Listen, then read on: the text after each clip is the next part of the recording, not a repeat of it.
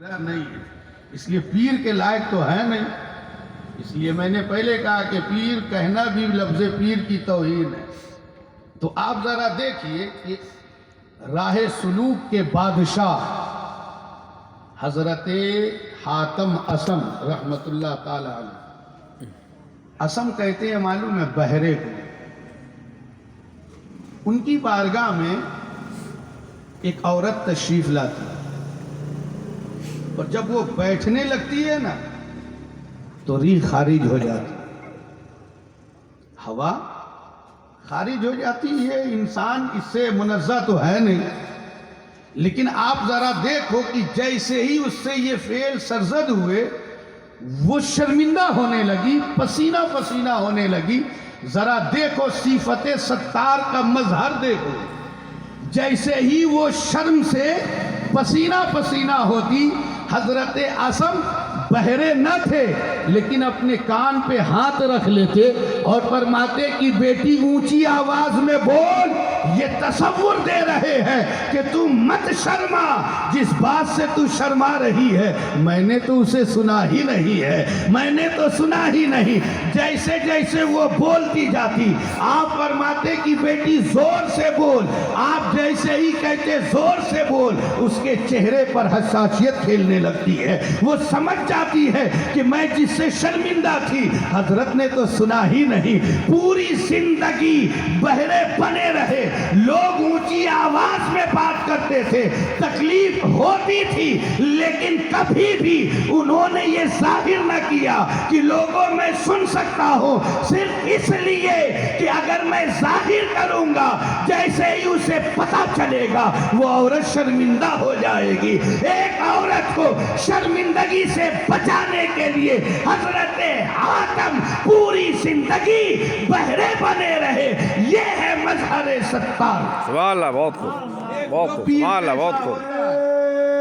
تکبیر، اللہ اکبر، نعرہ رسالت، یا رسول اللہ، نعرہ یا رسالت. رسول اللہ. نور مجسم کانفرنس، زندہ باد. مفکر اسلام زندہ باد. حضرت علامہ مولانا اسلام الدین ایوبی، مظفر پور، بہار. زندہ باد. سبحان اللہ، سبحان اللہ. میرے محترم، صفت غفار کا مظہر ہو. اگر کوئی غلطی ہو جائے مرید سے تو معاف کر دے، بخش دے. یہ نہیں کہ دل میں کینہ رکھے. پھر اس کے بعد غوث اعظم فرماتے ہیں کہ دو صفتیں سرکار دو عالم صلی اللہ تعالی علیہ وسلم والی ہونی چاہیے. وہ دو صفتیں کیا ہے؟ آپ نے فرمایا کہ شفیق ہو اور رفیق ہو. سمجھ رہے؟ شفیق ہو، رفیق ہو. تو آپ ذرا دیکھو کہ آپ جس سے بات کر رہے ہو، آپ کا جو پیر ہو وہ آپ کی خبر رکھنے والا ہو، وہ آپ کی خبر رکھنے والا ہو، آپ سے محبت کرنے والا ہو، آپ سے محبت کرنے والا ہو. ابھی تو حال یہ ہو گیا کہ دیکھیے کہ اگر کسی کا اچھا ہوگا نا پیر صاحب کہیں گے کہ بہوا ہم تورے لیے دعا نہ کر لیا ہو رہا. ہاں، کاروبار اگر چل نکلے تو پیر صاحب ٹپک پڑیں گے نذرانہ وصول کرنے کے لیے کہ ہم تورے لیے دعا نہ کر لیا ہو رہا، اے لیے کاروبار چل نکل رہا ہوگا. اور اگر کوئی برا ہو جائے تو کہے گا ہمارے معلوم ہے نہیں کہ اچھا ہوا تو پیر صاحب ٹپک پڑے اور کچھ برا ہوا تو پیر صاحب کو معلوم ہے نہیں. وہ ہرے پیر صاحب، لیکن ذرا دیکھو شفیق ہو، مہربان ہو. سمجھ رہے؟ ساتھ دینے والا ہو، مہربانی کرنے والا ہو. تو آپ دیکھیں کہ آقا کریم علیہ الصلوۃ والتسلیم صحابہ کے جھرمٹ میں بیٹھے ہیں. ایسا لگتا ہے کہ ستاروں کے انجمن میں چاند جو ہے جلوہ گر ہے. میرے آقا آفتاب نبوت ہے، سرکار دو عالم صلی اللہ تعالی علیہ وسلم چوندوئی کے چاند کی طرح کھل رہے ہیں. ایک ضعیفہ آتی اور سرکار کو آواز دیتی. آقا نے ارشاد فرمایا مجھے بلاتی؟ وہ کہتی ہے کہ ہاں نبی اٹھے. ذرا غور کر، نبی اٹھے اور اٹھ کر کے باہر تشریف لے جاتے.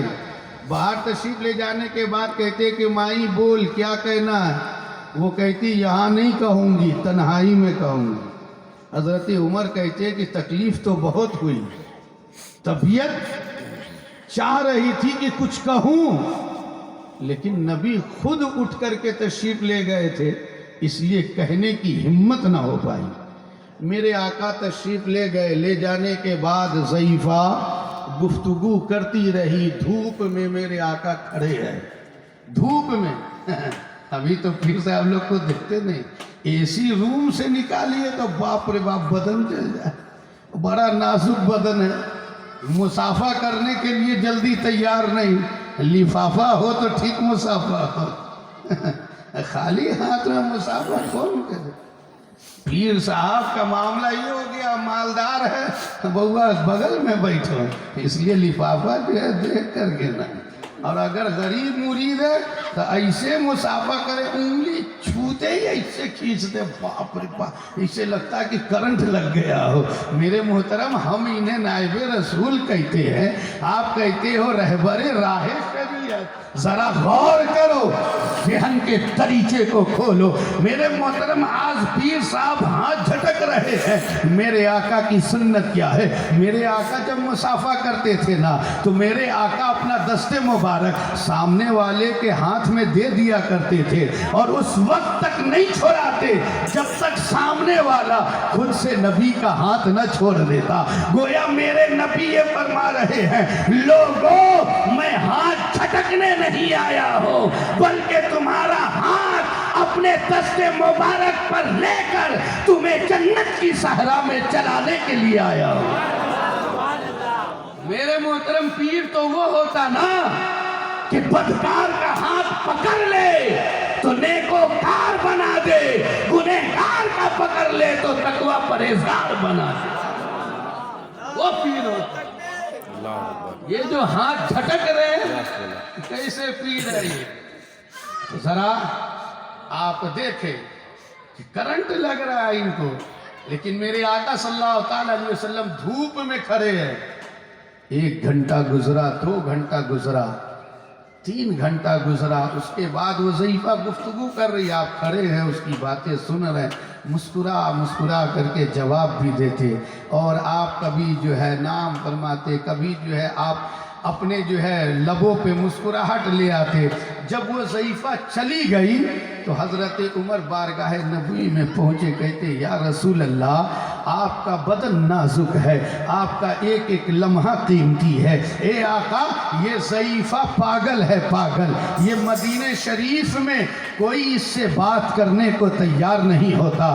یہ اسی طرح سے لوگوں کا وقت ضائع کر دیا کرتی ہے. لوگ اسے دیکھتے ہیں تو راستہ بدل لیا کرتے ہیں. یہ لوگوں کو پریشان کرتی ہے، یہ لوگوں کا وقت برباد کرتی ہے. ذرا اپنے نبی کا فرمان سنو، اپنے نبی کا فرمان سنو، کلیجے میں ٹھنڈک اتر جائے گی. میرے آقا ارشاد فرماتے ہیں، اے عمر، ارے پورے مدینے میں کوئی اس کی بات نہیں سنتا، اگر میں بھی نہیں سنوں گا تو اس کی بات کون سنے گا؟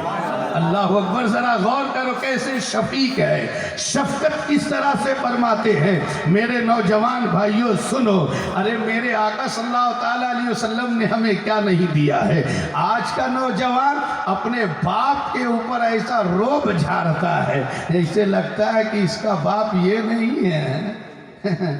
اب تو دیکھتے نہیں ہیں، اپنے ابا کو بڈھا کہے گا، سسر کو ابا کہے گا. ارے باپ رے باپ.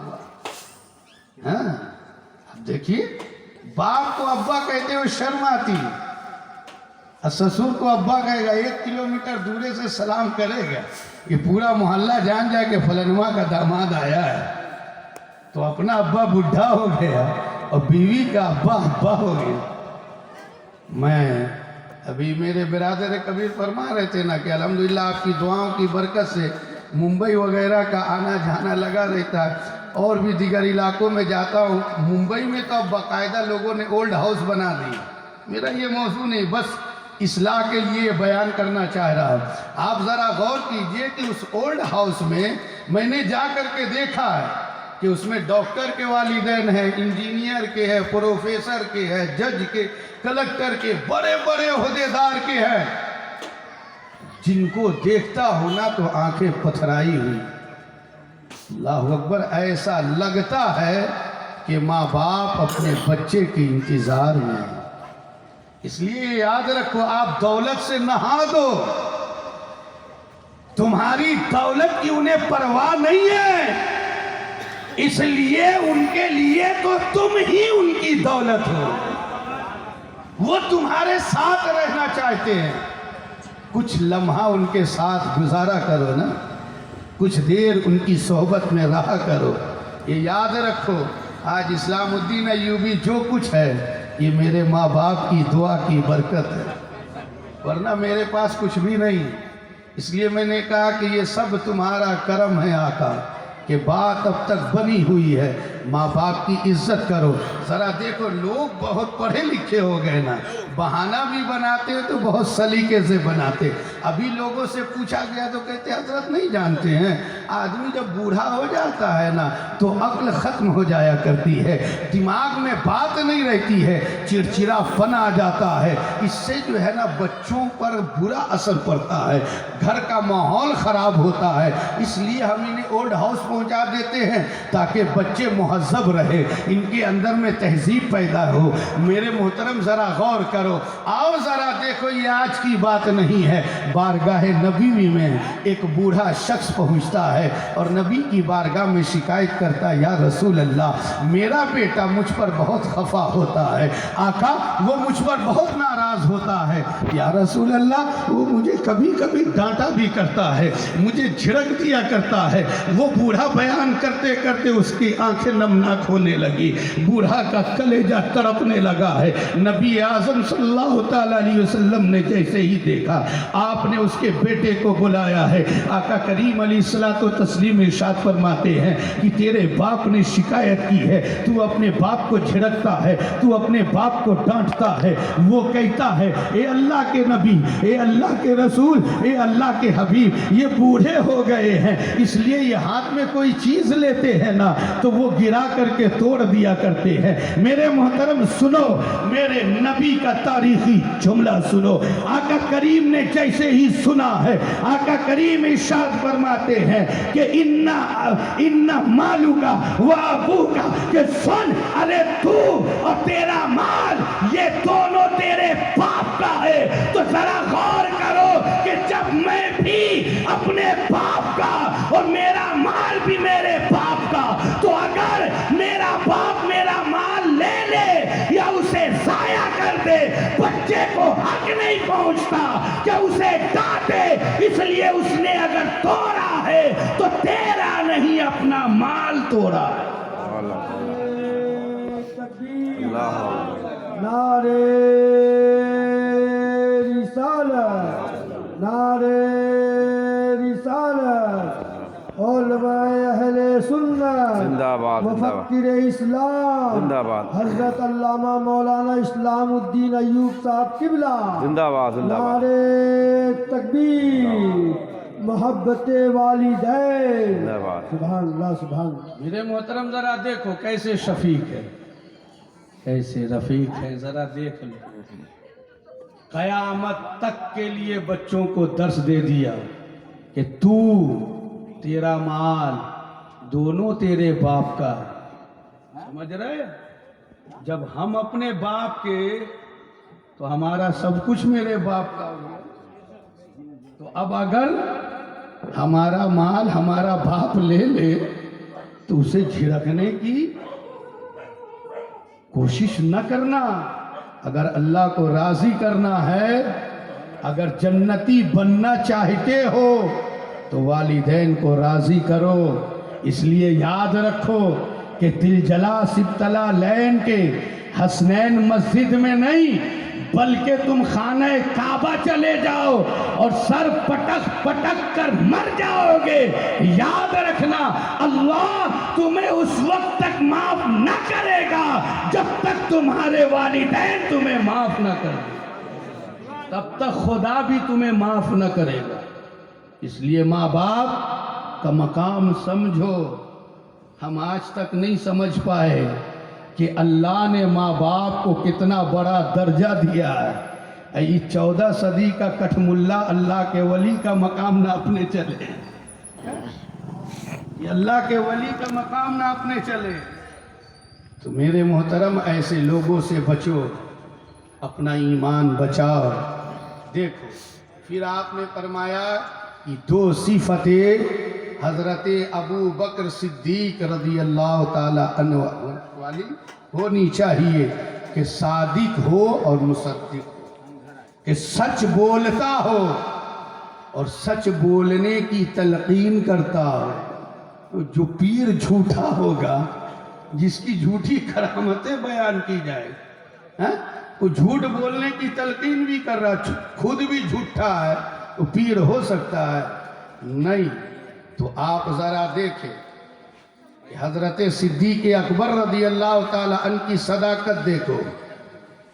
آج ہم کہتے ہیں نا، ابھی آپ دیکھ نہیں رہے ہو، ابھی میڈیا میں یہ خبر بہت تیزی سے جو ہے شائع ہو رہی کہ ایک شخص نے نبی کی شان میں گستاخی کی، تو کالج کا ایک لڑکا اپنے استاذ کی گردن جو ہے مار دیتا ہے نا۔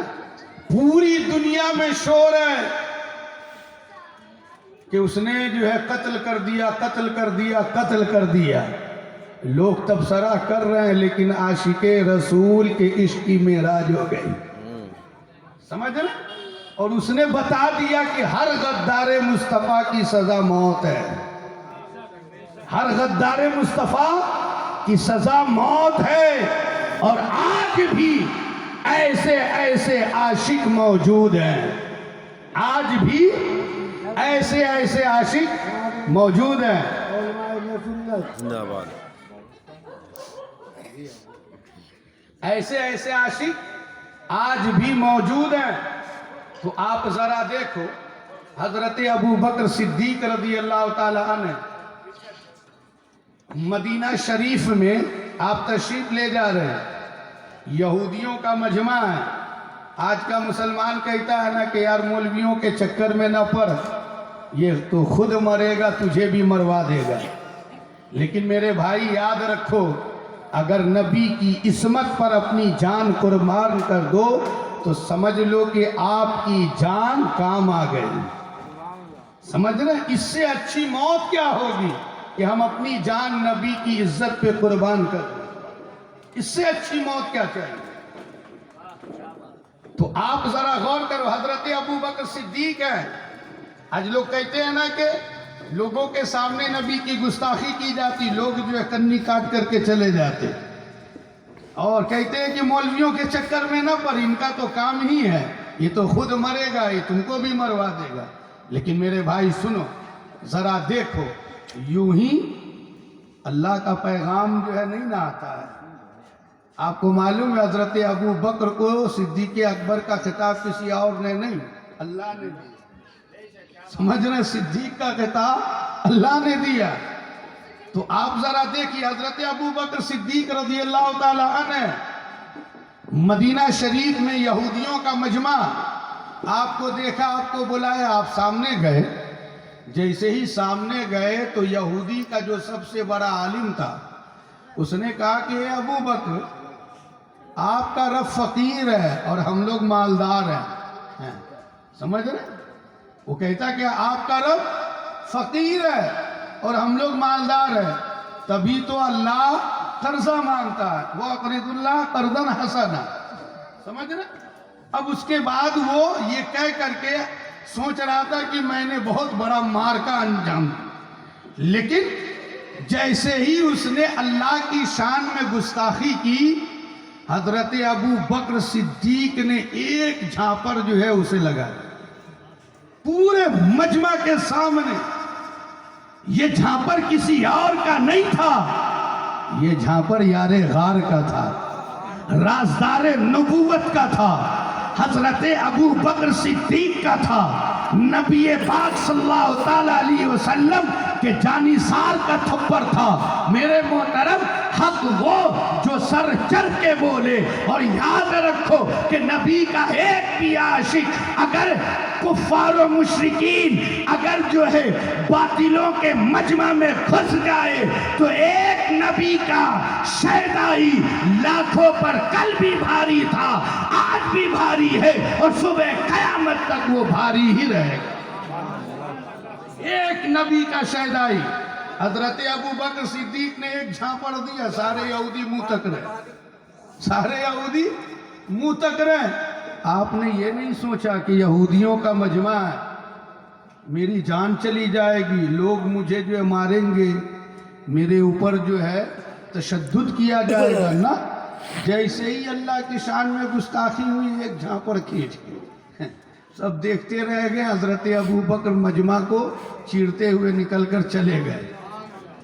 اب اس کے بعد جب چلے گئے تو آپ دیکھتے نہیں ہیں, آج بھی آپ دیکھو یہ اعلیٰ حضرت کے شیر بیٹھے ہیں, ہے نا. جب شیر گرجتا ہے تو لومڑی دھمکے رہے, جب شیر چلا جائے گا تو یہ آؤ آؤ ہلے ہلے کرتے ہوئے جو پھرتے رہے. ہمت ہے تو سامنے آ. تو آپ دیکھو کہ جس کے اندر قوت نہیں ہوتی نا وہ پیچھے ہی بولے. اور الحمدللہ جو اہل سنت و جماعت سے تعلق رکھتے وہ جو ہے لاکھوں کے مجمع میں وہی کہیں گے, اور ایک کے سامنے ہو تو وہی کہے. ہمارا جملہ بدلتا نہیں, سمجھ رہے. اس لیے میں ان سے کہتا ہوں دو رنگی چھوڑ دے ایک رنگ ہو جا, یا سراسر موم ہو جا یا سنگ ہو جا. مجمع دیکھ کر کے باتیں نہیں کیا کرتے, جو حق ہے وہی بولا کرتے. تو آپ ذرا غور کرو کہ حضرت ابو بکر صدیق چلے, مجمع پھٹا, آپ تشریف لے گئے. یہودیوں نے کہا کہ ابو بکر نے میرے سب سے بڑی عالم کی بے عزتی کر دی. نبی کی بارگاہ میں پہنچے, کہا کہ آقا یہ اللہ کے رسول, آپ اللہ کے نبی ہیں, ابو بکر نے ہمارے سب سے بڑے عالم کو بے عزت کیا. آپ نے فرمایا کہ کیا ہوا؟ اس نے کہا کہ بھرے مجمع میں ابو بکر نے جھانپڑ مارا. تو ان کو معلوم تھا کہ آنکھ کا بدلہ آنکھ, ہاتھ کا بدلہ ہاتھ, آنکھ کا بدلہ آنکھ, جان کے بدلے جان. تو سوچ رہا کہ بے عزتی کے بدلے بے عزتی. مجھے ایک دم من میں خوش کہ ہم ہی لوگ کے مجمع میں نہ پیٹا گئے. سوچ رہا تھا چلو یہودیوں ہی کے سامنے تو پیٹے, ان کو تو پورے صحابہ کے سامنے پیٹا جائے گا, بدلہ پورا ہو جائے گا. میرے محترم حضرت ابو بکر صدیق سے پوچھا گیا. ابو بکر صدیق نے فرمایا ہاں یا رسول اللہ میں نے اسے پیٹا ہے. آقا اس نے اللہ کی شان میں گستاخی کی اس لیے میں نے اسے پیٹا ہے. یہودیوں سے پوچھا گیا, وہ پلٹ گئے, کہتے ہم نے تو نہیں کیا, ہم نے گستاخی نہیں کی, ہم نے کچھ نہیں کہا. تو یاد رکھو جھوٹوں کی فطرت ہوتی ہے, بول کے پلٹ جایا کرتا ہے, لیکن جو سچے ہوتے ہیں وہ ہر جگہ میں وہی کہتے ہیں. اب ذرا غور کرو, جیسے ہی اس نے کہا ہم نے تو کہا ہی نہیں, ہم نے گستاخی کی ہی نہیں. صحابہ کہتے یا رسول اللہ ابو بکر کبھی جھوٹ نہیں بولتے ہیں. آقا ابو بکر کبھی جھوٹ نہیں بولتے. نبی نے ارشاد فرمایا کیا تم وہاں موجود تھے؟ صحابی کہتے ہیں کہ نہیں. آپ نے فرمایا پھر گواہی کیسے دیتے ہو؟ ذرا دیکھ لو, آج اگر انصاف کہیں ہے تو یہ کسی اور کا نہیں, یہ صرف اور صرف صدقے مصطفیٰ ہے, یہ میرے نبی کی عطا ہے. انصاف کا طریقہ تو میرے نبی نے دیا, میرے نبی نے سکھایا کہ انصاف کس طرح کیا جاتا. نبی نے فرمایا کہ جب تھے ہی نہیں تو گواہی کیسے دیتے ہو؟ اب یہاں اتنا مصطفیٰ نے فرمایا, وہی نازل ہوتی, جبریل امی تشریف لاتے اور انہوں نے کہا یا رسول اللہ اللہ آپ کو سلام کہتا ہے. اور اس کے بعد اللہ نے آیت کریمہ نازل فرمائے لقد سمع اللہ قول الذین قالوا ان اللہ فقیر ونحن اغنیاء, جس کا معنی یہ ہے اللہ فرماتا ہے اے میرے محبوب یہ یہودی جھوٹ کہتے ہیں, ابو بکر سچا ہے, آپ کا رب گواہی دیتا ہے کہ اس نے کہا ہے کہ یہ امیر ہے, اور آپ کا رب فقیر ہے. سبحان اللہ سبحان اللہ. تو ذرا دیکھ لو ابو بکر وہ جن کی باتوں کی تصدیق خود اللہ رب العزت کرتا ہے. تو پیر میں یہ دو صفتیں ہونی چاہیے کہ وہ صادق بھی ہو اور مصدق، کہ سچ بولتا ہو چاہے بادشاہ کے دربار میں ہی کیوں نہ. ہاں وہ بڑے سے بڑے بادشاہ سے بھی نہیں ڈرا کرتے جو اللہ والے ہوتے. اور آج کل کے پیروں کا تو حال یہ ہو گیا کہ خالی سیٹھ کو دیکھ کر کے رنگ بدل لیتے، سیٹھ کو دیکھ کر کے رنگ بدل لیتے، نوٹ کی گڈی دیکھتے ہی جملہ بدل جاتا ہے. تو آپ ذرا غور کرو. آپ دیکھو مجدد الفسانی رحمت اللہ تعالیٰ علیہ کے بارے میں سارے علماء جانتے ہیں. آپ کو معلوم ہے اکبر نے کہا تھا کہ سجدہ کرو، آپ نے فرمایا کہ میں سجدہ نہیں کر سکتا، میرا سر جھکے گا تو اللہ رب العزت کی بارگاہ، میرا سر کٹ سکتا ہے جھک نہیں سکتا. تو اکبر نے چال چلی کہا کہ اچھا یہ بات ہے.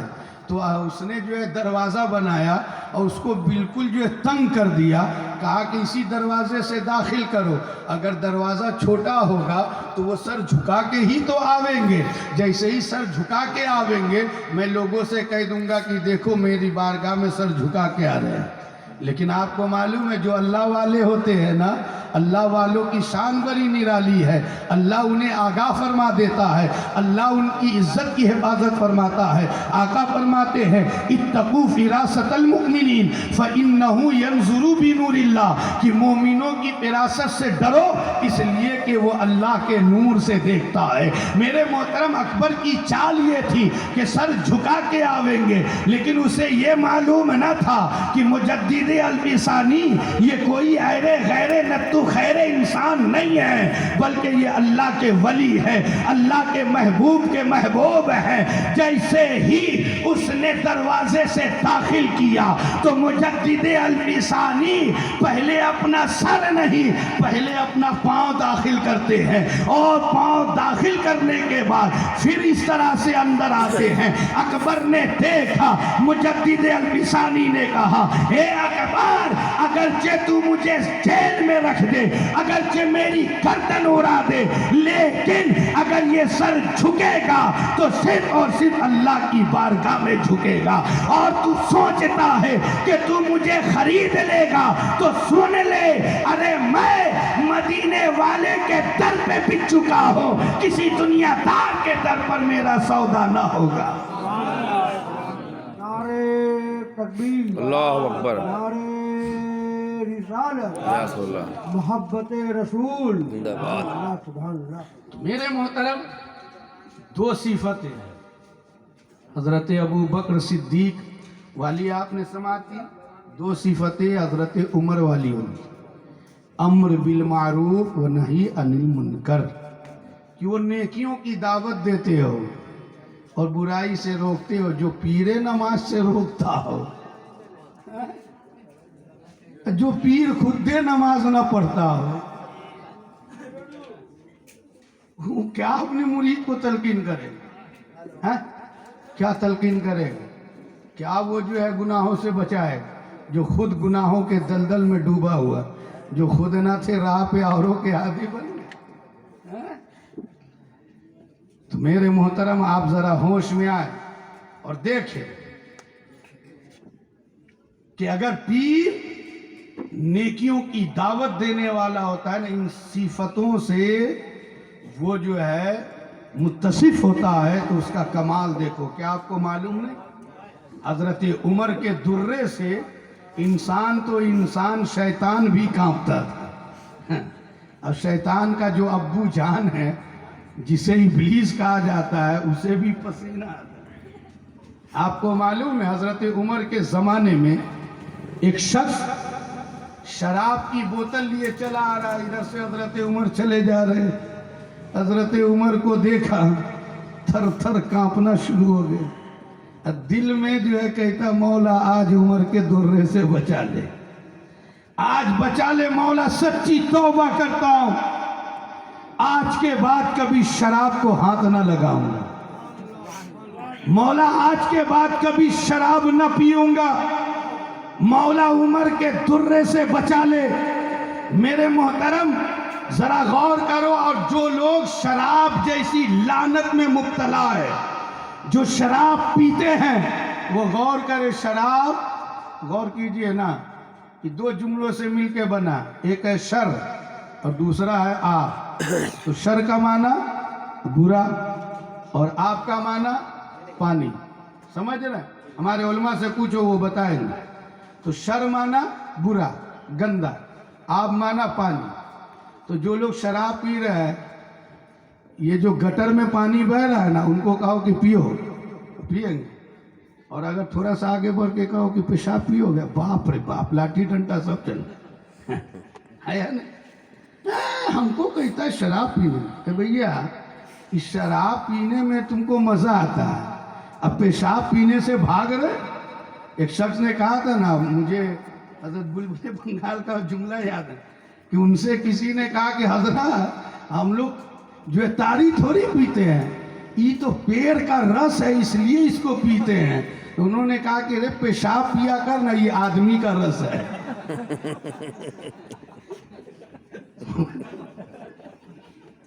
تو آپ سوچو، پیشاب پینے کے لیے کہو ہر شرابی لات جوتا ڈنٹا سب استعمال کر لے۔ آپ دل پہ ہاتھ رکھ کر کے سوچو کہ یار شراب کہتے ہی ہے گندے پانی کو، تو تم شراب سے توبہ نہیں کرتے، شراب نہیں چھوڑتے، اور آپ مزے لے کر کے کہہ بھی رہے ہو کہ میں شراب پی رہا ہوں، گندا پانی پی رہا ہوں۔ تو آپ بتاؤ، پیشاب گندا پانی نہیں ہے، گٹر میں جو بہ رہا وہ گندا پانی نہیں ہے؟ اگر اسے پینے کے لیے تیار نہیں ہو تو پھر جسے اللہ اس کے رسول نے حرام کہا ہے، پھر اسے پینے کے لیے کیسے تیار ہو جاتے ہو؟ ذرا دیکھو، اس شخص نے کہا کہ مولا عمر کے درے سے بچا لے، سچی توبہ کرتا ہوں، آج کے بعد میں کبھی شراب کو ہاتھ نہ لگاؤں گا۔ حضرت عمر قریب آ گئے، آپ نے فرمایا کہ کیا چھپا رکھا ہے؟ اس نے کہا کہ حضرت ارے کچھ نہیں ہے، شرکا ہے شرکا۔ آپ نے فرمایا کہ شرکا ہے تو چھپا کے کیوں لے جاتا ہے؟ باہر نکال۔ میرے محترم وہ کہتا ہے، دل میں کہہ رہا مولا بچا لے، یہ کسی اور کا نہیں، عمر فاروق اعظم کا حکم تھا۔ جیسے ہی اس نے باہر نکالا ہے، وہ بوتل میں شراب نہیں، شرکا ہے۔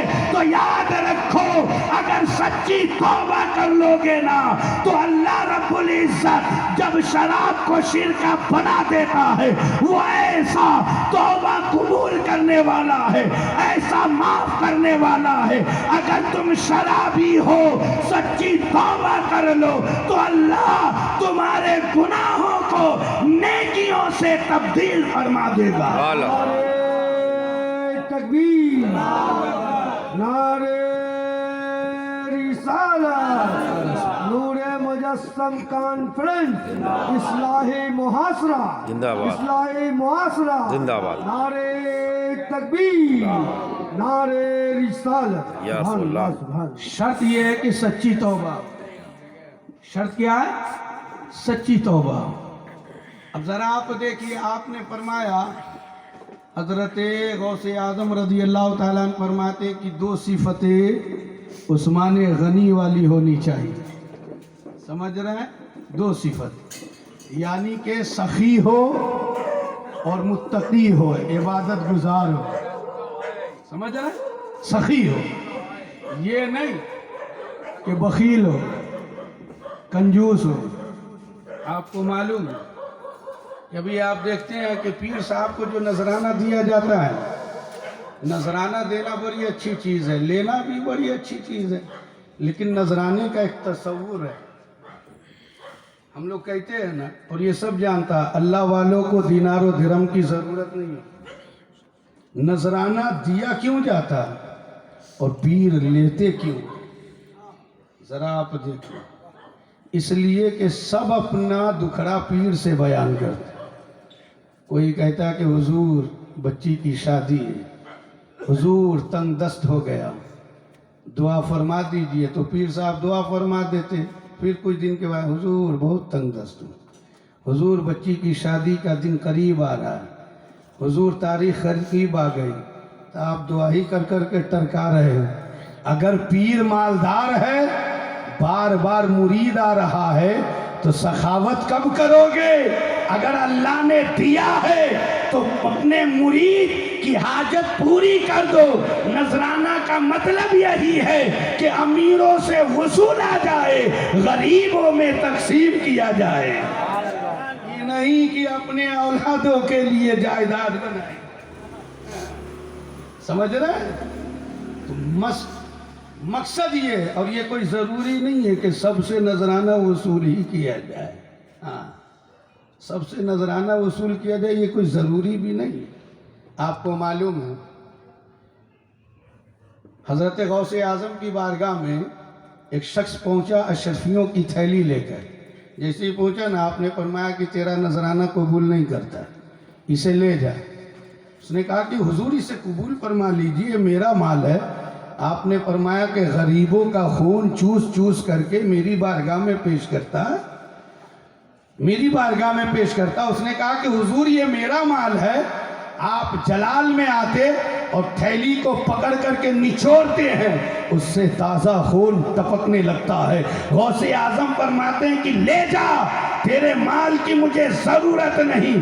اگر قرابت کا احساس نہ ہوتا تو یہ خون بہہ کر تیرے چوکھٹ تک پہنچ جاتا۔ سمجھ رہے ہیں بات کو؟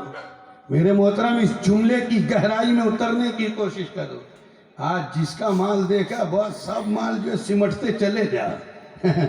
مرید یہ نہیں پوچھ، مرید لے کر کے آیا، پیر نہیں پوچھتا کہ یہ سود کا ہے، سٹا کھیل کے لائے ہو، شیئر بازار سے لائے ہو، کہ کسی کا حق مار کر کے لائے ہو نا۔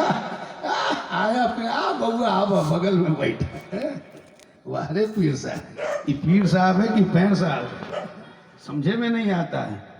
تو میرے محترم آپ ذرا دیکھو، آپ کو معلوم ہے کہ آقا کریم علیہ الصلوۃ والتسلیم نے جو فرمایا، اور یہ غوث اعظم رضی اللہ تعالیٰ عنہ درس دے رہے ہیں، ذرا اپنے دل میں نقش کرو۔ بات لمبی ہو رہی، میں اپنی بات کو ختم کروں، آپ اکتا تو نہیں رہے؟ مجھ کو لگ رہا ہے کہ وقت زیادہ ہو چلا، تھوڑی سی جو ہے محبت کی شمع کو تیز کرے، ایک مرتبہ درود شریف پڑھ لیجیے۔ اللہم صلی علی سیدنا و شفیعنا مولانا محمد مبارک وسلم، صلو علیہ الصلاۃ والسلام علیک یا رسول اللہ صلی اللہ تعالیٰ علیہ وسلم۔ آپ کو معلوم ہے کہ علامہ اقبال کی بارگاہ میں ایک صاحب پہنچے جو پیر صاحب تھے۔ جب ان کے مرید کو پتہ چلا کہ علامہ صاحب کہ یہاں میرے پیر صاحب تشریف لائے ہوئے، تو مرید گئے ملنے کے لیے، کہتے ہیں کہ حضور بچی کی شادی ہے، دعا فرما دیجئے۔ 100 روپے کا جو مقروض ہوئے، اس زمانے میں 100 روپے مانا رکھا گیا، اس کی اہمیت تھی۔ پیر صاحب نے دعا کے لیے ہاتھ اٹھا، دعا کر، پھر اس کے بعد جب مرید چلنے لگا تو 10 نوٹ نکال کر کے پیر صاحب کو تھمایا، پیر صاحب رکھے، اور ڈاکٹر اقبال دیکھ کر کے مسکرانے لگے۔ تو پیر صاحب لوگ کی نگاہ بہت تیز ہوا کرتی، پیر صاحب نے دیکھ لیا، پوچھا کہ علامہ صاحب مسکرا کیوں رہے ہیں؟ تو آپ نے فرمایا حضور آپ کی دعا کی مقبولیت دیکھ کے مسکرا پڑا، آپ کی دعا کی مقبولیت دیکھ کر مسکرا پڑا ہوں۔ پیر صاحب نے کہا آپ کو کیسے پتا چلا کہ میری دعا مقبول ہو گئی؟ تو اس وقت انہوں نے فرمایا تھا کہ حضور جب تک آپ نے دعا اس کے لیے نہ کیا تھا وہ 100 روپے کا قرضدار تھا، آپ کی دعا کے بعد 110 روپے کا قرضدار ہو گئے۔ اس وقت ڈاکٹر اقبال نے فرمایا تھا نذرانہ نہیں سود ہے پیرانے حرم کا، نذرانہ نہیں سود ہے پیرانے حرم کا، ہر خرقہ سالوس میں، ہر خرقہ سالوس میں موجود ہے مہاجن، اور ہم کو تو میسر بھی نہیں مٹی کا دیا بھی، ہم کو تو میسر ہی نہیں مٹی کا دیا بھی، گھر پیر کا ہے گھی کے چراغوں سے روشن، اور قم باذن اللہ جو کہہ سکتے تھے رخصت ہو گئے، कुम बिइज़्निल्लाह जो कह सकते थे रुखसत हुए, रह गए कब्रों पे मजावर और गोरकुल। समझ में बात आ रही? बात समझ में आ रही? और उसके बाद आगे बढ़ करके कहते हैं कि मसनद इरशाद इन्हें विरासत में मिली। अरे देखते नहीं, पीर साहब है तो का बेटो पीर साहब, जिंदगी भर जो है जूता सिला हो पीर साहब, बाप रे बाप, पीर साहब का बेटा ना, पीर साहब जिंदगी भर रोटी बेचा, कोई बात नहीं, कभी जो है अलीफ बात आसान नहीं पड़ा, पीर साहब हो गए। काहे? लिए पीर साहब का बेटा ना, तो अब खानदानी चल रहा, बाप पीर है तो बेटा पीर होगा। लेकिन ये याद रखो, पीर के अंदर जो खूबियां होनी चाहिए, जो उसकी सिफतें हैं, वो मैं बयान कर रहा हूं। आज गैर अकीदे वाले ऐसी जाहिलों को देखकर अहले सुन्नत व जमात को बदनाम करते हैं। जरा देख, अहले सुन्नत व जमात कहते किसको हैं? अल्लाह के वली कौन होते हैं? अल्लाह के वली का मकाम क्या है? अरे किसे वसीला कहा जाता है, किसे तवस्सुल कहा जाता है? किसी आलिम बाअमल की सोबत इख्तियार कर, किसी अल्लाह वालों की सोबत इख्तियार कर। याद रख, इस्लामुद्दीन अय्यूबी जैसा हकीर फकीर जो पूरी जिंदगी में काम नहीं कर सकता, वो अल्लाह वाले एक निगाह में वो काम कर देते हैं, उस मकाम तक पहुंचा देते हैं। जब इनकी सोबत इख्तियार कर लेगा, निगाहें नीची करेगा तो तैतु सरा देखेगा, निगाहें उठा देगा तो लौहे महफूज देखेगा। ऐसों की सोबत इख्तियार कर और जरा देख अहले सुन्नत व जमात कहते किसे? ऐसे ही अल्लाह का वली थोड़ी हो जाता है। जरा देखो, कहते हैं कि मसनद इरशाद हासिल हुआ इन्हें खानदानी इससे। फिर कहते हैं कि जागों के तसर्रुफ में उकाबों का नशीमन, यानी कौवे अब उकाब के जो है उसके जो है घोंसले की हिफाजत कर रहा है, तो अब कौवा जो है इकाब से मुकाबला करे। गीदड़ कहीं शेर की हिफाजत किया? तो ये याद रखो मेरे भाई, होश में आओ। आपने उसे दिल दे दिया जो दिलदार ही नहीं, उसे पीर मान लिया जो पीर ही नहीं, उसके हाथ पर हाथ दे बैठे जो खुद गुमराह है। जो खुद गुमराह है वो तुम्हें हिदायत का नूर कहां से अता करे, और तुम कहते हो कि हमें फैज मिलता नहीं। तो जरा ये भी तो देखो, इसलिए कहा गया ना कि पानी पियो छान के और पीर पकड़ो पहचान के। समझ रहे? हाँ, तो दो सिफतें आपने सुन ली कि हजरत उस्मान गनी वाली होनी चाहिए कि रात में इबादत करता हो। हाँ, अभी तो ऐसे ऐसे पीर साहब सब हो गए कि रात इनकी खुरापात में गुजरती। हाँ, ये वो जगह है, इसे मिंबर रसूल कहते हैं। और यहाँ पे वो जुमला मुझे कहने की इजाज़त नहीं, वो ऐसे ना ज़ेबा जुमला मैं इस्तेमाल करना नहीं चाहता, वरना आज के पीरों का जो हाल हो, ये जाली पीरों का मैं कहाँ तक बयान करूँ। फिर उसके बाद गौसे आज़म फरमाते कि दो सिफतें हज़रत अली रज़ी अल्लाह ताला अन्हु वाली होनी चाहिए कि एक ये कि वो बहादुर हो और आलिम हो। इसलिए जो पीर होता है वो बुज़दिल नहीं होता है। किसी सेठ साहूकार को देखकर वो अपने जुमले नहीं बदलता, अपने तेवर नहीं बदलता, अपने जो है चाल चलन को नहीं बदलता है, अपना काम नहीं छोड़ देता है, बल्कि वो हक बोलता है, सच बोलता है, डटा रहता है। अगरचे उसकी जबान खींच ली जाए, अगरचे उसकी गर्दन उड़ा दी जाए, इसलिए कि जो पीर होगा वो बहादुर बहादुर होगा, बुज़दिल नहीं हो सकता है। मेरे मोहतरम फिर फरमाया कि वो आलिम हो, इसलिए कि नबी आज़म फरमाते हैं कि सुनो, जिस तरह से अंबिया में मेरा रुतबा है, इसी तरह से कि हमारे आबिदों में जो इबादत गुजार है, अगरचे वो आलिम ना है तो उन पर आलिमों की फजीलत ऐसी ही है जैसे तमाम नबियों पर मेरी फजीलत। सुभान अल्लाह, सुभान अल्लाह, सुभान अल्लाह। आप फरमाते हैं कि जिस तरह मैं तमाम नबियों में अफजल वाला, इस तरह मेरी उम्मत में आबिदों से आला मेरी उम्मत के उलमा हूँ। तो पता ये चला कि जो जाहिल होगा वो पीर नहीं होगा, और जो पीर होंगे वो जाहिल नहीं होंगे। समझ रहे हैं? इंसान इंसान से मोहब्बत करता तो उसका इतना ख्याल रखता, और रहमान जिससे मोहब्बत करेगा, जिसे दोस्त बनाएगा, उसका कितना ख्याल रखता है, उससे कितना ख्याल। तो मेरे मोहतरम, चलते चलते एक चीज़ आपको बताऊं। आपने ये सुना, अल्लाह वालों की शान बहुत बुलंद है। आका करीम अलैहिस्सलातु व तस्लीम के ग़ुलामों, अपने नबी सल्लल्लाहु ताला अलैहि वसल्लम की सुन्नत पर अमल करो, इसलिए कि इसी में निजात है, इसी में फलाह है। आप ज़रा देखो कि आज हमारा मुआशरा इतना बिगड़ता चला जा रहा है। हमारे नौजवान भाई, आज इनको अगर कव्वाली के मजमे में ले जाओ, हाँ, पूरी रात नहीं होंगेगा, पूरी रात बैठ कर के गुजार देगा। इस सेठ लोग को देखिएगा, 2-2 हज़ार का नोट निकाल के उठाए, हाँ, ताकि ऐलान किया जाए कि फलाने साहब के तरफ से, बेहयाई देखिए, ऐलान भी कराया, फलाने साहब के तरफ से 2000 ऐलान किया जा रहा है। अब मस्जिद मदरसे के लिए मांगो तो देखिए सांप चले जाएंगे, हाँ, इसलिए कि यहाँ नामुन ऐलान थोड़ी किया जाए। लेकिन ज़रा सोचो, वो बूढ़ा जो कल मरने वाला है, अगर जान जाए कि कंपटीशन में कव्वाली, तो बुढ़वा लाठी टेक के कहता कि बउआ लेना चल, कहीं दम टूट गया तो हसरत दिले में रह जाएगी। वो भी जाएगा देखने के लिए। लेकिन आप देखो, बस में रसूल में बैठने के लिए लोग तैयार नहीं।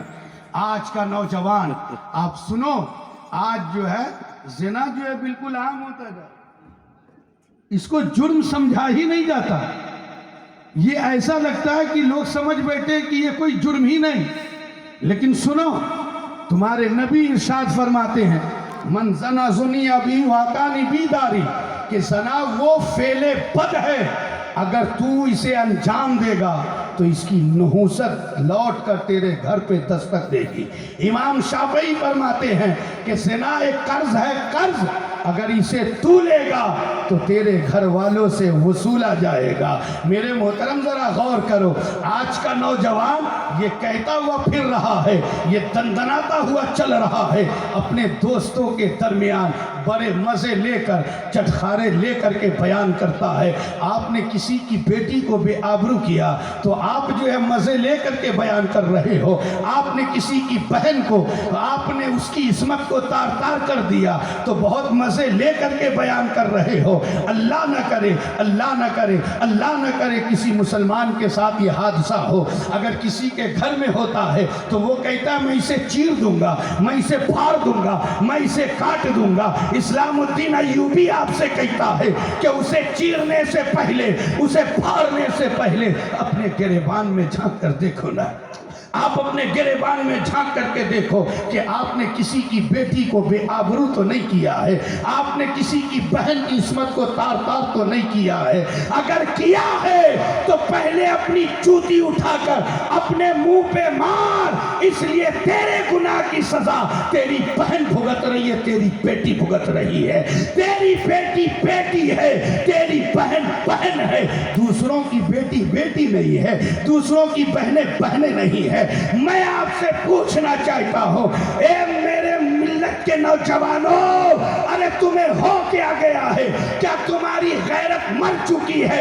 اگر ایسا ہی ہے تو اعلان کر دو نا کہ قوم مسلم کا محافظ، اپنی بہن بیٹیوں کی عزت کا محافظ قوم مسلم نہیں ہے۔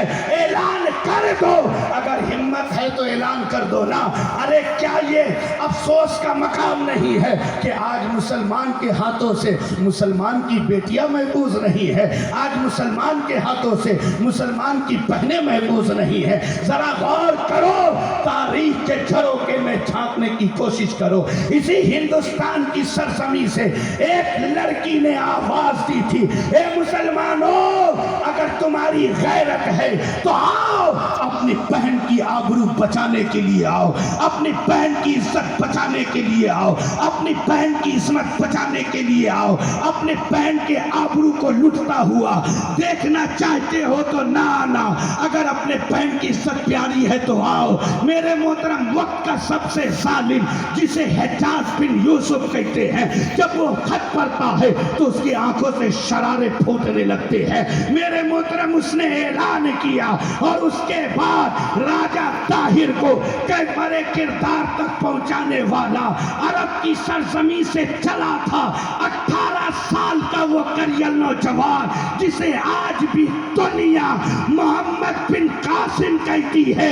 ذرا بتا، نہ تو ملکی محبت تھی، نہ وہ ہمارے ملک کا تھا، نہ ہمارا رشتہ دار تھا، صرف اور صرف ایمانی رشتہ تھا۔ تو ذرا غور کرو کہ وہ عرب کی سرزمین سے آ کر ہند میں اپنی بہن کی آبرو بچاتا ہے، اور تم اپنے گلی میں اپنے بہن کے آبرو کا سودا کرتے ہو، تم اپنے محلے میں اپنی بیٹی کو بے آبرو کرتے ہو، تم اپنے علاقے میں اپنی بچی کی عصمت کو جو ہے پامال کرتے ہو۔ اگر غیرت ہے تو آپ اپنی غیرت کو آواز دو۔ میرے محترم، محمد بن قاسم نے کہا تھا، اے لوگوں، یہ نہ سمجھنا کہ مسلم کی غیرت مر چکی ہے، مسلم کے رگوں میں خون منجمد ہو چکے ہیں، یہ نہ سمجھنا۔ ارے ہماری بہنوں پر جو آنکھیں اٹھے گی اس آنکھ کو ہم پھوڑ دیں گے، جو زبان کو اٹھے گی، جو زبان کھلے گی اس زبان کو کاٹ دیں گے، جو ہاتھ اٹھیں گے اس ہاتھ کو توڑ دیں گے۔ اور آپ نے مسکرا کر کے کہا تھا کہ جو جان مانگو تو جان دیں گے، جو مال مانگو تو مال دیں گے، مگر یہ ہم سے نہ ہو سکے گا کہ نبی کا جاہو جلال دیں گے۔ نعرہ تکبیر، اللہ اکبر، نعرہ رسالہ، یا رسول اللہ، نعرہ رسالہ، یا رسول اللہ، مفکر اسلام زندہ باد، حضرت علامہ مولانا اسلام الدین ایوبی صاحب قبلہ، زندہ باد، نعرہ تکبیر، اللہ اکبر، اصلاحی مجاصرہ، زندہ باد، اصلاحی معاشرہ، زندہ باد، نعرہ تکبیر، نور مجسم کانفرنس، زندہ باد۔ سبحان اللہ، سبحان۔ میرے محترم، ہوش میں آئیے، اب بھی موقع ہے، ہوش میں آؤ، گناہوں سے توبہ کرو، نماز کی پابندی کرو۔ یہ ہمارے علماء آپ کو یہی پیغام دیتے، اور ہمارے علماء، چاہے ہم لوگ اپنے باپ کی بات نہیں کرتے، رسول پاک کی بات کرتے ہیں۔ یہ ہمارے رسول کا فرمان ہے، آپ اللہ اور اس کے رسول کا فرمان مانو، اسی میں فلاح ہے، اسی میں ہماری کامیابی اور کامرانی ہے۔ اس لیے نماز کی پابندی کرو، نماز کی پابندی کرو۔ اس لیے آپ نے سنا کہ رسول اعظم صلی اللہ تعالیٰ علیہ وسلم فرماتے، قرۃ عینی فی الصلاۃ، نماز میں میری آنکھوں کی ٹھنڈک ہے۔ تو آپ نماز کی پابندی کرو، اپنی نگاہ کی حفاظت کرو، اپنی زبان کو جو ہے سنبھالو، اور اپنے اخلاق کو بلند کرو۔ اللہ کے حبیب صلی اللہ تعالیٰ علیہ وسلم ضرور بالضرور ہماری اور آپ کی شفاعت کرتے ہوئے، وہ تو نہایت سستا سودا بیچ رہے ہیں جنت کا، ہم مفلس کیا مول چکا ہے، اپنا ہاتھ ہی خالی ہے۔ میرے محترم، یاد رکھو، اللہ والوں سے جس نے محبت کی نا، اس کا مقام بلند ہو گیا۔ انسان تو انسان، کتے کا مقام بلند ہو گیا۔ انسان تو انسان، کتے کا مقام بلند۔ آپ کو معلوم ہے، ابھی دعا کرتے ہیں نا، اور جب ہمارے علماء کوئی شعر پڑھتے ہیں، جیسے حضرت اعلیٰ حضرت فاضل بریلوی کا کہ کوئی کیوں پوچھے تیری بات رضا، تجھ سے کتے ہزار پھرتے ہیں، لوگ کہتے ہیں کہ دیکھو نا، یہ سنی لوگ کہتا ہے کہ میں غوث کا کتا ہوں، بے وقوف، کہ کتا جنتی ہو گیا انسان جہنمی بنا۔ لوگ سمجھتے ہیں کہ یہ بڑا ذلیل ہے، لیکن سنو یہ آخری پوائنٹ، اس کے بعد میں اپنی تقریر ختم کروں گا۔ آپ کو معلوم ہے میں کوئی لفظی نہیں کرتا، ہوائی فائرنگ کرنے کا عادی نہیں ہوں۔ قرآن شریف پڑھو، سورہ کہف کی تلاوت کرو۔ آپ کو معلوم ہے ہمارے علماء سے پوچھنا، 15ویں پارے کی تلاوت کرو سورہ کہف کی، آپ کو بات سمجھ میں آئے۔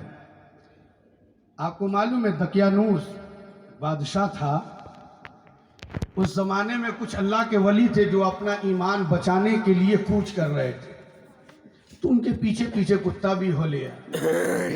تو آپ میں سے ایک نے دیکھا کہ کتا ہمارے پیچھے آ رہا ہے، تو پتھر اٹھایا اور مارنے کے لیے جو ہے اس کی جانب پھینک، کہ کتا ہے اس کی فطرت ہے بھونکنا، یہ بھونکے گا لوگوں کو معلوم ہو جائے گا ہم یہاں چھپے ہیں، ہم پر جو ہے تشدد کیا جائے۔ انہوں نے جیسے ہی پتھر پھینکے، وہ کتا اللہ کی بارگاہ میں کہتا مولا تو بہتر جانتا ہے، مولا یہ تیرے ولی ہیں، میں ان سے محبت کرتا ہوں، مولا ان کے ساتھ رہنا چاہتا ہوں، ان کی صحبت اختیار کرنا چاہتا ہوں، اے میرے مولا مجھے زبان عطا کر دے۔ اللہ اکبر، ذرا غور، وہ کتا دعا کر رہا ہے کہ مولا مجھے زبان عطا کر دے۔ اللہ کی قدرت دیکھو کہ اللہ نے کتے کو زبان عطا کر دی، سبحان اللہ۔ کتا فصیح زبان میں کہتا ہے اے اللہ کے ولیو مجھے اپنے سے دور نہ کرو، میں جانتا ہوں کس پر بھونکنا ہے، کس کے سامنے دم ہلانا ہے، میں جانتا ہوں، میں محبت کرتا ہوں۔ آپ کو معلوم ہے انہیں لے گئے ساتھ میں، انہیں لے گئے ساتھ میں۔ اب ساتھ میں جانے کے بعد وہ غار کے دہانے پر جو ہے بیٹھا رہا، اس کے بیٹھنے کے اسٹائل کو، اس کے انداز کو قرآن بیان کرتا ہے۔ کتا جو سب سے ذلیل سمجھا جاتا، قرآن میں اس کا ذکر ہے۔ میرے محترم اس لیے 4-5 سال پہلے میں نے کہا تھا، ایک جناب کو بہت چر لگ گیا تھا میرے ایک جملے سے، میں نے کہا کہ جناب والا قرآن پڑھو تو بات سمجھ میں آئے گی۔ اللہ قرآن میں فرماتا وَقَلْبُهُمْ بَاسِطٌ ذِرَاعَيْهِ بِالْوَسِيدِ، کہ ان کا کتا غار کے دہانے پر ہاتھ پھیلائے بیٹھا ہے۔ میرے محترم ذرا سوچو کہ ہم وفاداری کریں تو کتنی دیر، اگر ہم پہرا دے تو کتنی دیر، 5 منٹ، 5 گھنٹہ، 5 دن، 10 دن، اس سے زیادہ نہ ہو سکے گا۔ لیکن وہ کتا 1-2 دن نہیں، 1-2 مہینے نہیں، 1-2 سال نہیں، 300 سال سے زیادہ غار کے دہانے پر پڑا رہا۔ تو میرے محترم ذرا بتاؤ کہ یہ ذلیل تو ہے لیکن اللہ کے ولیوں سے محبت کرتا ہے، تو اس کا ذکر قرآن میں ہے، اور وہ کتا اصحاب کہف کا کتا جنتی ہے۔ تو ذرا غور کرو کہ بنی اسرائیل کے ولیوں سے اگر ہم محبت کریں تو کتا جنتی ہو جائے، اگر ہم غوث اعظم سے، ہم غریب نواز سے، علاء الدین صابر پیا سے، مخدوم اشرف جہانگیر سمنانی سے، اگر ہم وارث پیا سے، اگر ہم داتا تیغ علی سرکار سے، اگر ہم مجاہد ملت سے، اگر ہم مفتی اعظم ہند سے، اگر ہم اعلیٰ حضرت سے، اگر ہم ہند کے راجہ مہاراجہ، ہم سب کے خواجہ غریب نواز خواجہ معین الدین حسن سنجری سے محبت کرے، تو ذرا سوچو کہ بنی اسرائیل کے ولیوں سے محبت کرے تو کتا جنتی ہو جاتا ہے، اور اگر ہم امت محمدیہ کے ولیوں سے محبت کرے تو ہمارا بیڑا کیوں نہ پار ہوگا۔ اسی لیے تو کہا گیا ہے کہ نگاہ ولی میں وہ تاثیر دیکھی، بدلتی ہزاروں کی تقدیر دیکھی۔ ولیوں سے محبت کرو، انہیں پہچانو، یہ وہ عظیم بارگاہ ہے جن کے در سے کوئی خالی نہیں لوٹتا، کوئی خالی نہیں لوٹتا۔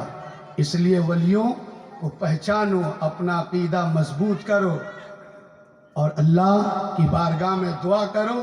اگر آپ مرشد کامل سے بیعت ہو تو بڑے خوش نصیب ہو، آپ بڑے خوش نصیب ہو. اور اگر مرشد کامل کی تلاش ہے تو ایسے پیر کو تلاشو، پیر میں ان 12 خوبیوں کو تلاشو، جن میں مل جائے ان سے بیعت ہو لو. اس لیے میں نے کہا کہ جنہیں دیکھ کر خدا یاد آ جائے سمجھو یہی اللہ والے ہیں، یہی اللہ کے ولی ہیں. تو میرے محترم اپنے علماء سے محبت کرو، ان کی صحبت میں رہو گے انشاءاللہ کبھی گمراہ نہ ہوگے. اللہ کی بارگاہ میں دعا ہے کہ مولا اگر دوران خطابت کوئی لغزش ہو گئی ہو تو مولا میں تیرے محبوب کو حاضر و ناظر جانتے اور مانتے ہوئے مولا تیری بارگاہ میں توبہ کرتا ہوں. مولا میری توبہ کو قبول فرما لے. آپ حضرات بھی میرے ساتھ مل کر کے پڑھے اور عہد کر کے پڑھے. اگر اس مجمع میں شرابی ہے وہ شراب سے توبہ کر لے. ابتدا میں کہا گیا نا کہ داڑھی رکھنے کے لیے کہا جائے. میرے بھائیوں میری عادت ہے، میں نہیں کہتا کہ تم داڑھی رکھو، تم نماز پڑھو. میری عادت ہے، کیوں معلوم ہے؟ ابھی مجمع میں کہا جاتا ہے کہیے ہاں ہم داڑھی رکھیں گے اور اس کے بعد نہیں رکھے گا. ایک تو نہیں رکھ رہا ہے وہ جرم، اب وعدہ کر کے وعدہ توڑ دیتا ہے یہ دوسرا جرم. اگر آپ کا دل گواہی دیتا نا، آپ نے اتنی دیر تقریر سنی اور یہ یاد رکھو اگر میری ایک بھی بات آپ کے دل پہ اثر نہ کرے تو آپ فکر نہ کرنا نا. آپ بڑے اچھے ہو، میں سمجھوں گا یہ میرے ہی گناہوں کی وجہ سے میری بات آپ کے دل پہ اثر نہ کی. اور اگر مجمع میں سے کوئی بھی ایک قبول کر لیتا ہے میں سمجھوں گا یہ میرے مولا کا فضل ہے، یہ میرے مولا کا فضل ہے. تو میرے محترم اگر آپ کا دل گواہی دے رہا ہے تو نماز کی پابندی کرو، چہرے کو سنت رسول اللہ سے سجاؤ اور یاد رکھو قبر میں جاؤ گے کوئی پوچھنے والا نہ ہوگا. سرکار کی پہلی زیارت ہوگی اور ذرا سوچو آپ کہو گے کہ میں ان کا امتی، میں ان کا غلام، میں ان کا خادم، میں ان کا کلمہ پڑھنے والا، میں ان پر جان نچھاور کرنے والا. اللہ نہ کرے، اللہ نہ کرے، اللہ نہ کرے اگر میرے نبی نے پوچھ لیا کہ تو کہتا ہے کہ میں ان کا غلام، پھر بتا تیرے چہرے پر میری پیاری سنت کیوں نہیں؟ کیا جواب دو گے اپنے نبی کو؟ تو یہ عہد کرو، جو شرابی ہے وہ شراب سے توبہ کرے، جو زانی ہے وہ زنا سے توبہ کرے. جو لوگ یہاں موجود نہیں ہیں آپ نے سنا، آپ ان کو بتاؤ، آپ کی کوشش سے اگر وہ سدھر گیا، اس نے توبہ کر لی تو اللہ اس کی بھی مغفرت فرما دے گا، تمہاری بھی مغفرت فرما دے گا. سمجھ رہے ہیں؟ تو جو یہاں پہ موجود نہیں ہیں انہیں تلقین کرنے کا عہد کرو. جو والدین کے گستاخ ہے وہ عہد کرے کہ میں ماں باپ کے ساتھ جو ہے گستاخی نہ کروں گا. جو علماء کا گستاخ ہے وہ عہد کرے کہ میں علماء کی شان میں گستاخی نہ کروں گا. جو بدکار ہے وہ عہد کر لے کہ بدکاری سے توبہ کرتا. جو جواری ہے وہ جوا سے توبہ کر لے. جو جس برائی میں مبتلا ہے، جس کے اندر انانیت ہے، جو سمجھتا ہے کہ میں بڑی شان والا ہوں، تو سنو سب سے اونچی شان تو میرے مولا کی ہے. سب سے اونچی شان والا تو میرا اللہ ہے. سب سے بڑا عزت والا تو میرا اللہ ہے.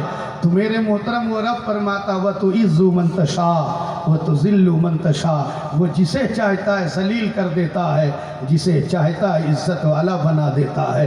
اگر اللہ نے عزت بخشی ہے تو اس کا شکر ادا کرو. اکراؤ نہیں، اتراؤ نہیں، اکر نہ دکھاؤ. تو میرے محترم جو شان والا وہ شان نہ بڑھارے بلکہ اپنی اکر سے توبہ کرے، انانیت سے توبہ کرے، کبر سے توبہ کرے، وہ تقوی اختیار کرنے کی درخواست کرے. اس نیت سے وہ توبہ کرے کہ مولا مجھے ہر برائی سے پاک کر دے، ہر گناہوں سے پاک کر دے، مولا اپنی بارگاہ میں سجدہ کرنے والا بنا دے. یہ عہد کر کے آپ تمامی حضرات میرے ساتھ مل کے پڑھ لیجئے استغفر اللہ ربی من کل ذنب واتوب الیہ لا الہ الا اللہ محمد رسول اللہ صلی اللہ تعالیٰ علیہ وسلم. اے پاک پروردگار، ہم تمام لوگوں نے مل کر جو توبہ استغفار کیا ہے، مولا ہماری توبہ کو قبول فرما لے، آمین ثم آمین۔ اور جن حضرات نے توبہ نہیں کیا، مولا انہیں توبہ کی توفیق عطا فرما دے، آمین ثم آمین۔ اور بڑی خوشی کی بات یہ ہے کہ ہمارے محلے کے چند افراد نے مل کر ایک نیک کام، کار خیر، مدد اور فلاح کے لیے وہ آگے بڑھے ہیں۔ اس میں جو حضرات ہیں، میں ان کے اعمال اور عمل اور ساتھ ہی ساتھ ان کے عقائد کی درستگی کے لیے دعا کرتا ہوں کہ مولا ان کا عقیدہ بھی درست رکھ، مولا ان کے اعمال کو بھی درست رکھ، مولا ان کے کار خیر کو اپنی بارگاہ میں قبول فرما اور انہیں کار خیر کو جاری و ساری رکھنے کی توفیق عطا فرما، آمین ثم آمین۔ وآخر دعوانا ان الحمد للہ رب العالمین والسلام علی من اتبع الہدی۔ السلام علیکم ورحمۃ اللہ۔